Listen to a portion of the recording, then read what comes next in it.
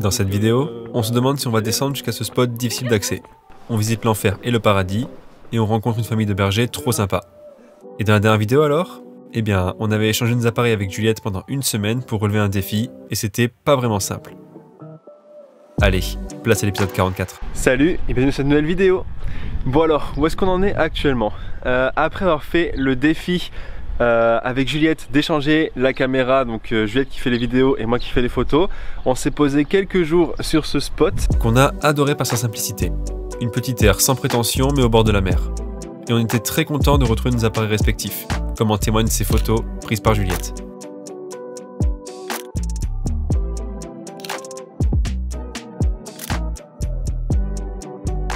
et on a pris quelques jours off pour se reposer un peu. On a alterné entre pluie et super coucher de soleil sur la mer, c'était super sympa. On avait pour projet d'aller jusqu'à Antalya, profiter justement de la côte avant qu'il y ait beaucoup de touristes et qu'il fasse super chaud. Et là on est arrivé après vers Alanya et on estime qu'on a assez vu de côte pour le moment, donc on fait demi-tour, on n'ira pas jusqu'à Antalya. On fait demi-tour, on a un projet d'être à Adana pour le 23 mars. Je te dis pas encore pourquoi, mais tu verras dans une prochaine vidéo, ça va être super chouette.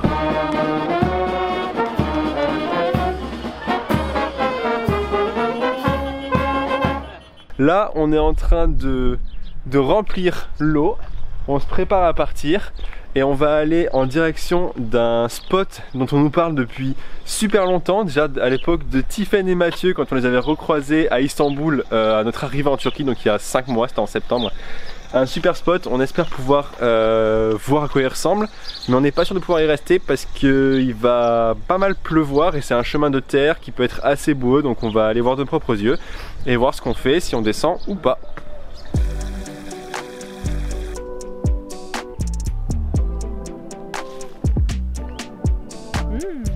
Bon ça y est, on vient d'arriver sur la route qui mène au spot. On s'est juste garé un petit peu en amont, je crois qu'on est à 2 km du spot pour descendre et voir un peu à quoi ressemble la route.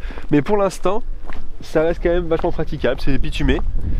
Donc là on va aller voir.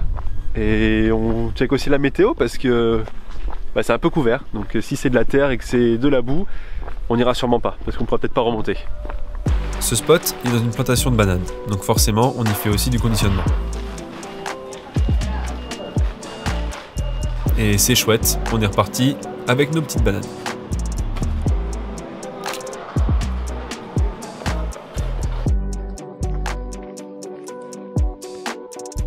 Bon bah la pluie ce sera pas fait attendre, mais le chemin reste praticable je pense jusqu'en bas. Donc on va peut-être y aller hein. Finger crossed. Finger crossed. À ce moment, on se disait facile, on descend. Puis, on nous a proposé de nous remonter parce qu'il s'est mis à beaucoup pleuvoir. On a été monté en covoiturage, on va dire, en hitchhike, j'ai pas le mot là qui me vient. Jusque là, mais comme la route est bloquée, on finit à pied. En autostop.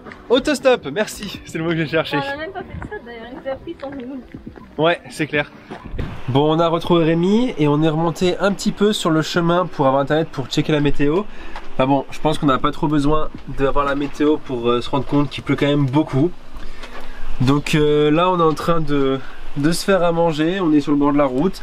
On sait pas encore ce qu'on fait, on avise, on a vraiment envie d'aller en bas, mais on a vraiment peur de pas pouvoir remonter, donc on réfléchit, on évalue un petit peu les risques. Les risques. Ouais, les risques, on va voir. C'est un gros danger. Ouais, non, c'est pas un gros danger, mais bon, si c'est pour rester coincé en bas, c'est quand même chiant. Ouais. Mais on s'est finalement décidé.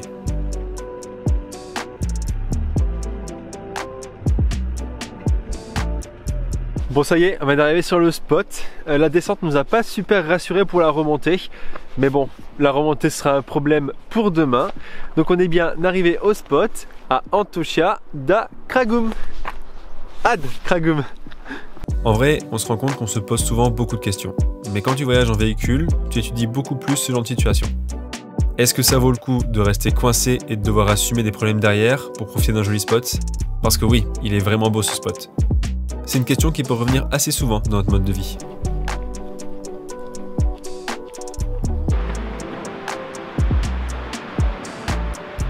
Bon, du coup, on suit quel chemin? Est-ce qu'on va tout droit pour aller à cette crique ou est-ce qu'on va par ici pour aller à celle-ci?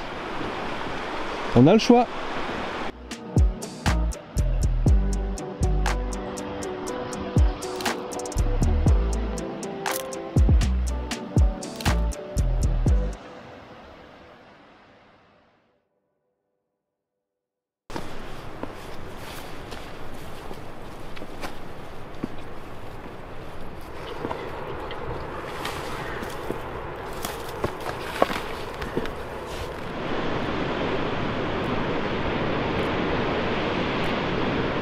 On vient d'arriver au bout du château.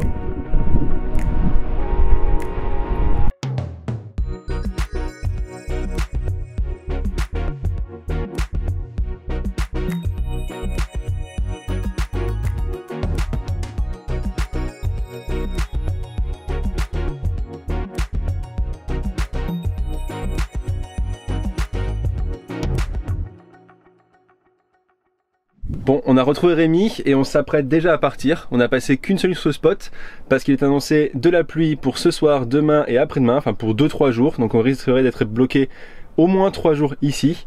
On profite qu'il ne pleuve pas aujourd'hui pour remonter et on fait préchauffer Rémi parce que la montée va être très rude. Allez, c'est l'heure de vérité.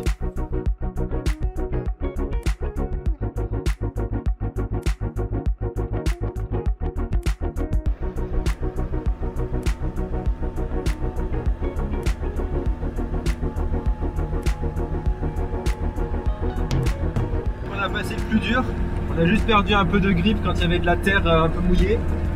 Mais bon, on joue un peu de l'accélérateur et ça passe. Là il reste que quelques virages mais on a vraiment fait le plus dur.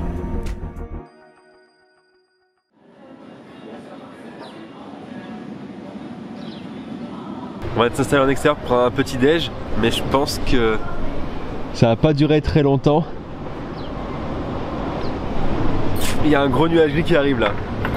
Ce matin on est à Boziazeux et juste à côté de là où on est garé, où on est resté dormir cette nuit, il y a un petit café tenu par une dame qui a l'air très gentille, qui a l'air de bien cuisiner, qui fait un petit déj traditionnel turc, donc le kahvaltı. Je t'en avais déjà parlé, mais je vais en profiter pour te le présenter un peu plus en détail parce qu'il me semble que ça va être très bon ici.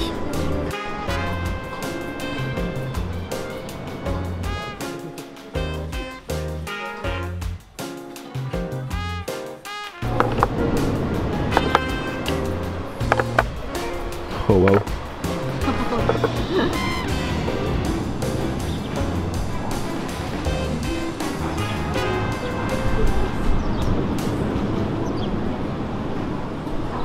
Alors le piège traditionnel, donc le kahvaltı, c'est plus une sorte de brunch. Du coup, je vais te expliquer. Des œufs au plat, des frites maison, une confiture de coin, du fromage, des tomates, salade menthe concombre, poivron avec une sauce au yaourt, miel épicé, tahin, olives, kumquat confit, beurre, fromage, baba ganoush, un genre de caviar d'aubergine, du fromage frais, des olives au poivron, du chikofté, Ouais. du boulgour épicé, du chou rouge vinaigré, des poivrons, de la banane, des oranges, des boreks. Non, c'est plus une sorte de friture, mais c'est pas le borek, non. C'est une friture au fromage en fait. Une friture au fromage. Et du pain. Bref, la recette idéale pour se régaler au petit-déj et ne pas manger le midi du coup. Enfin, et bien sûr parce qu'il n'était pas arrivé, mais le chai. Comme souvent, on n'a pas pu tout finir parfaitement, mais on est bien calé là, on est prêt à attaquer une bonne journée. Et notre journée, on la commence par un passage chez le coiffeur barbier. Ça fait un petit moment que je laisse pousser et là je me suis décidé à aller chez un coiffeur barbier traditionnel. Donc on va voir ce que ça donne.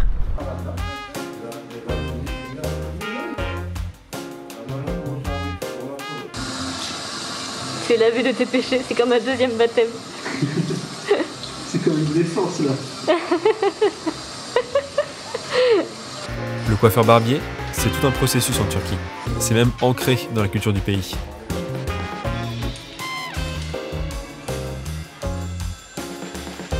Bon, j'avoue, il m'a fait une tête ronde qui me va pas trop, mais bon, c'était bien marrant comme expérience.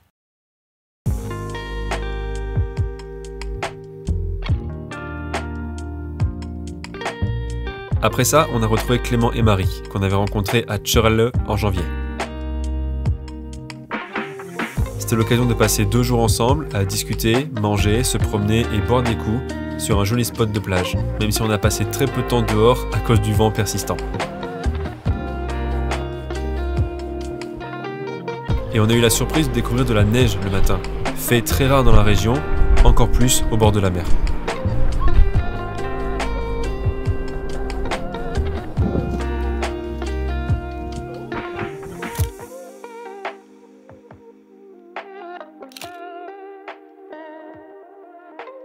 Mais après 2 jours passés ensemble, on s'est séparés, nous allant en direction d'Adana et eux d'Antalya.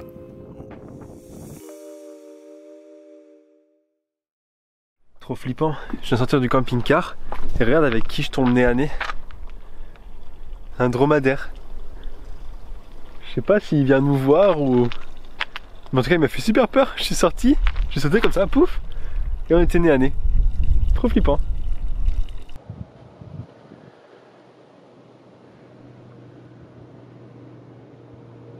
Bon bah ça y est, je crois qu'on a un nouveau copain.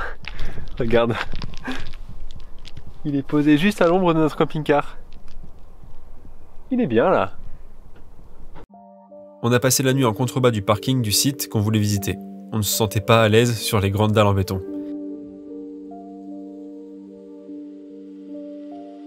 Du coup, on est venu rendre visite au Djennet et Djemen, donc tu traduis littéralement par paradis et enfer. Et juste là, c'est l'enfer.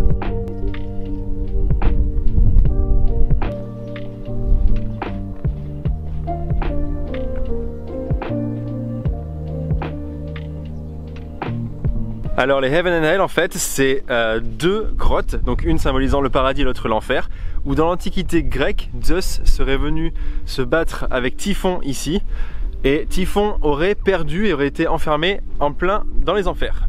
Et en venant ici, en fait, on pensait venir faire une petite marche en pleine nature, c'est du moins ce qui nous avait été vendu dans les différents guides qu'on peut lire.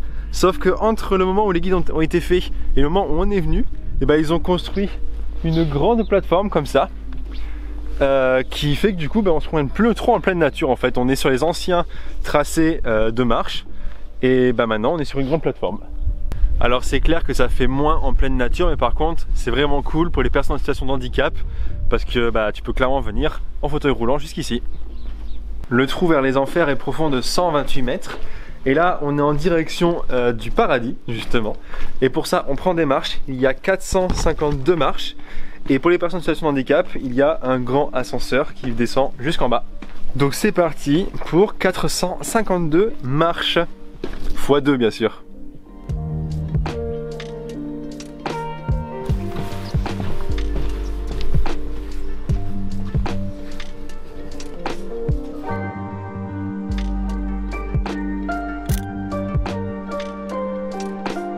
Je me sens un peu bête parce que j'ai des lunettes de vue et là du coup j'ai pris que mes lunettes de soleil de vue, donc je vais devoir regarder la grotte avec les lunettes de soleil.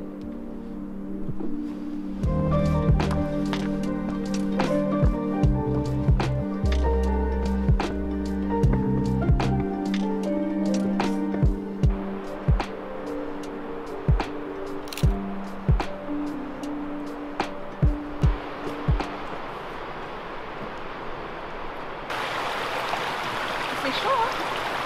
C'est chaud? Bah ouais, pas du tout froid. Touche.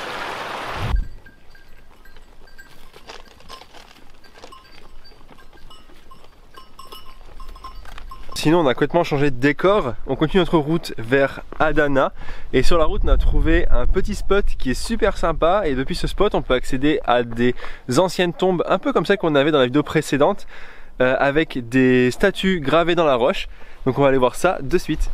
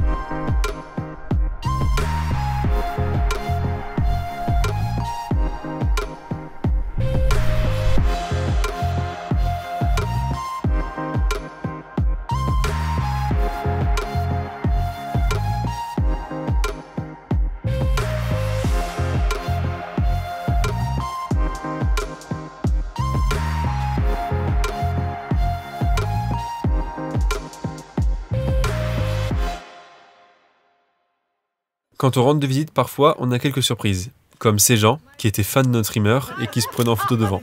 C'est toujours drôle comme situation. Ce spot, c'est ce qu'on appelle entre nous un spot à 2 nuits. C'est un spot qui est tellement tranquille, en pleine nature, on se sent si bien qu'on reste au minimum 2 nuits. Et on n'était pas vraiment tout seul sur ce spot, parce que tous les jours, un berger venait nous rendre visite. Enfin, on était plutôt installé là où il fait passer son troupeau, mais on avait tous les jours une petite discussion avec lui. Ce matin, le petit-déj, il aura un goût un peu différent parce que le berger qui vient ici 2 fois par jour, tous les jours, et avec qui on a parlé plusieurs fois, nous a apporté du yaourt. Et il a l'air plutôt bon. Il est un peu acide, mais on sent qu'il est super frais.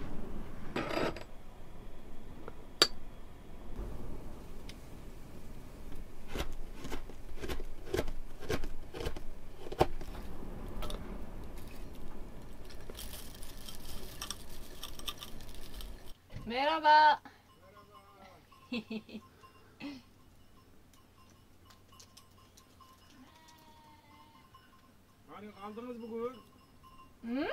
Okuyabilir mi oku bakayım?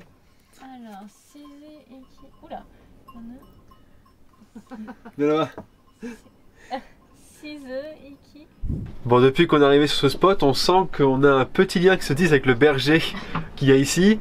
Parce que tout à l'heure, là, enfin juste à l'instant, il est passé avec sa femme et ils nous ont tendu un papier. Enfin, on pensait qu'ils voulaient notre Instagram, donc on l'avait écrit.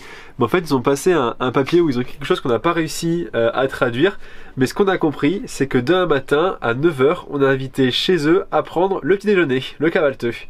Donc on a hâte d'être à demain parce que ça va être une sacrée expérience.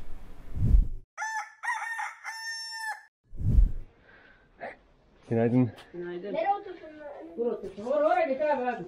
Merhaba.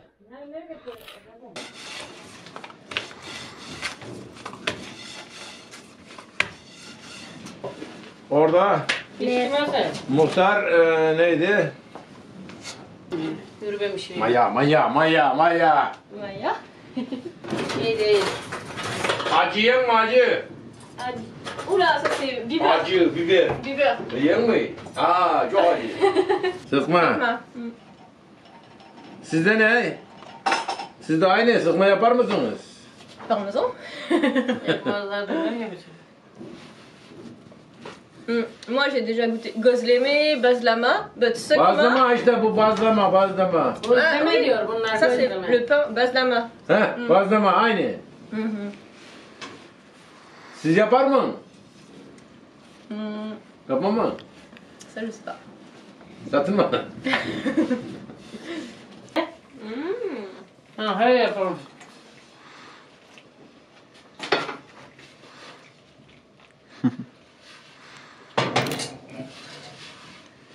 Aynen baba. Servis yapıyor baba.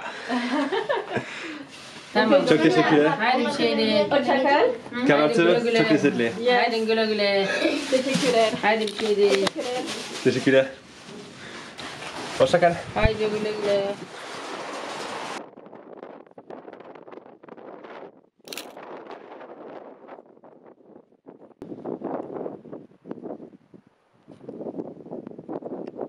Bon, on commence un petit peu à connaître la générosité à la turque, même si à chaque fois on se prend toujours une claque. Et au-delà du yaourt qu'ils nous ont offert, du petit déj qu'on vient de prendre, on allait chercher des citrons comme tu as vu. Et ils nous ont donné facilement allez, 4 ou 5 kilos de citrons. C'est beaucoup, on se sent un peu gêné, mais en même temps on peut pas refuser parce que bah, c'est comme ça en Turquie. Donc c'est très gentil à eux de nous avoir fait autant de citron et je pense qu'on va pouvoir boire des jus tous les matins pendant un petit moment là. Sur ce, cette vidéo s'arrête ici. On a encore vécu 2 semaines riches en expériences et en émotions, et on se rend compte que plus on se rapproche vers l'Est, et plus encore les gens sont chaleureux. On espère que cette vidéo t'a plu, si c'est le cas, n'hésite pas à me le faire savoir, et moi je te donne rendez-vous très vite pour une prochaine vidéo. Güle güle. Hasan, çok teşekkürler. Teşekkürler. Hoşça kal. Bye bye. Bye.